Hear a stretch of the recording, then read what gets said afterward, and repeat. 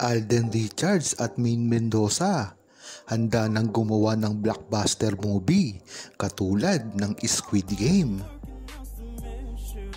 Ito nga ang bagong sagap nating balita sa social media na tila nagkukumpirma sa paggawa umano ng movie ni Maine Mendoza at Alden Richards na mayroong kinalaman sa titulong Squid Game.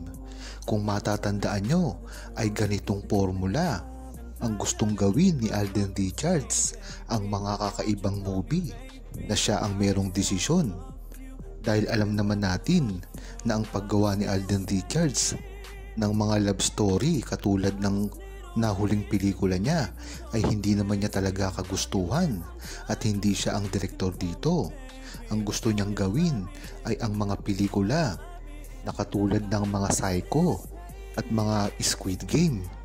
Yan ang sinasaad niya sa gusto niyang mangyari sa tungkol na gagawin niyang movie in the future. Kaya nga naman, umalingaw-ngaw ang balita na ang gagawin nilang movie ni Maine Mendoza ay patungkol sa isang laro na medyo merong mature at violence. Kaya talagang napakandang gawin yan. Yan naman talaga ang nababagay na movie ni Alden Richards at Maine Mendoza. Kung gagawin nga nila ito, ay ito na lamang ang unang pelikula sa buong Pilipinas makakagawa ng ganitong istorya at talagang napakasaya ng buong Aldab Nation kung ito ay matutuloy na. Mapapansin din kasi kay Alden Richards na tuloy-tuloy na rin ang pagpapakita nilang dalawa ni Maine Mendoza sa publiko na hindi natin inaasahan.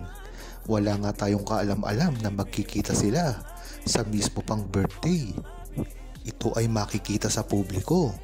Kung matatandaan nyo at alam ng buong Aldab Nation to, kahit magkita man sila in private or in public ay hindi ito napapabalita at hindi sila nakukuhanan ng anumang photo.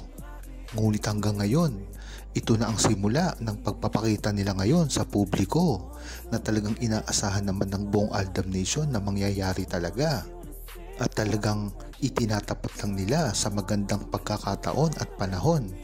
Ngunit ito pa man ang magandang mangyari sa kanilang dalawa ay ang tuloy-tuloy na paglabas nilang magkasama sa publiko na alam naman natin na sa bandang huli ay ito lamang ang mangyayari sa kanila at wala nang makakapigil pa sa ganito nilang sitwasyon.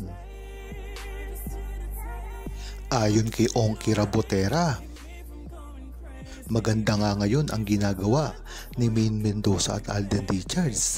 Ibig sabihin lang nito ay hindi na sila takot na magpakita sa publiko dahil ang takot na ilang ito ay matagal na nila pinangangambahan.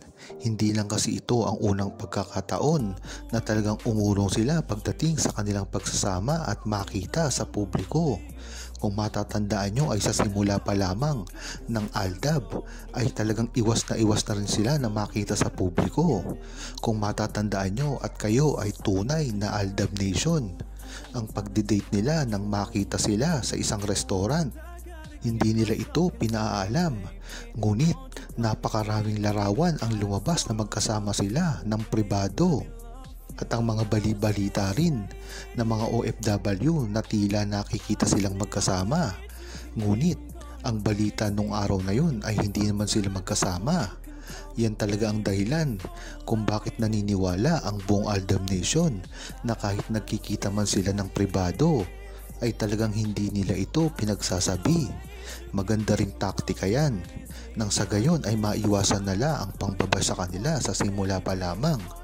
Ngunit maganda na rin ngayon ang inilalabas nila dahil ang ibig sabihin na lamang ito ay talagang ready na sila nagmagsamang muli sa publiko at makagawa ng proyekto na talagang inabangan ng buong True-Blooded Aldab Nation.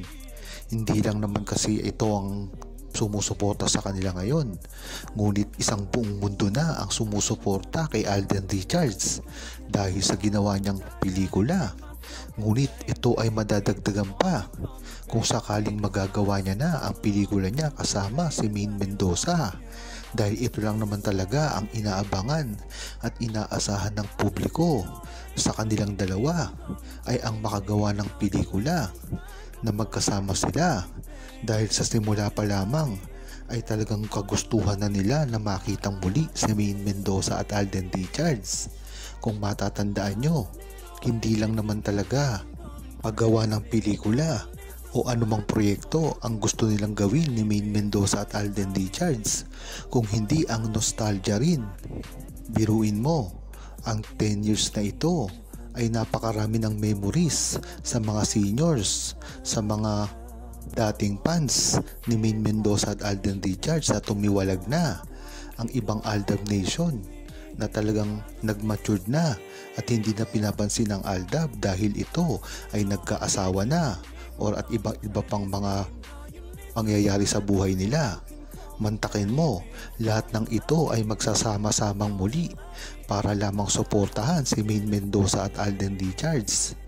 Naiintindihan nyo ba ang gusto kong sabihin? Ibig sabihin nito ay 42 million ay muling magsasama-sama para lamang kay Maine Mendoza at Alden Richards. Ayon naman kay Tanya Makikina, napakaganda nga ng gagawin ni Maine Mendoza at Alden Richards na pag-amin sa publiko.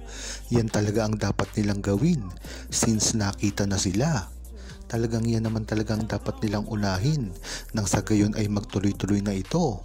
Kung pababayaan na lang kasi nila ito na hindi na uli pag-usapan ay mawawala na lamang ito.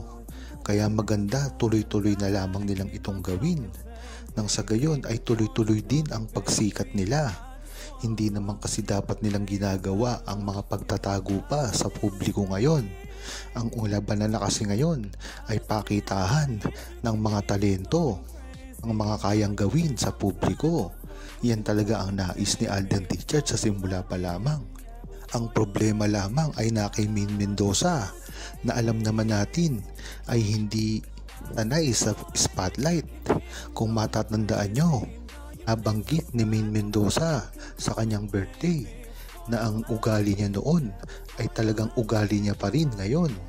Talagang naging magpakumbaba pa rin si Maine Mendoza at hindi yumayabang. Talagang nananatili pa rin ang kanyang kagandahan ng loob. Nang sa gayon, yan naman talaga ang ginusto ng mga Aldab Nation sa kanya. Kaya talagang okay lang naman yun kung ang kagustuhan pa rin ni Maine Mendoza ay kagustuhan niya pa rin ngayon. Ang mahalaga dito ay ang muling pagsasama nila ni Alden Richards sa isang pelikula na talaga namang tatangkilikin at susuportahan ng buong True-Blooded Aldab Nation.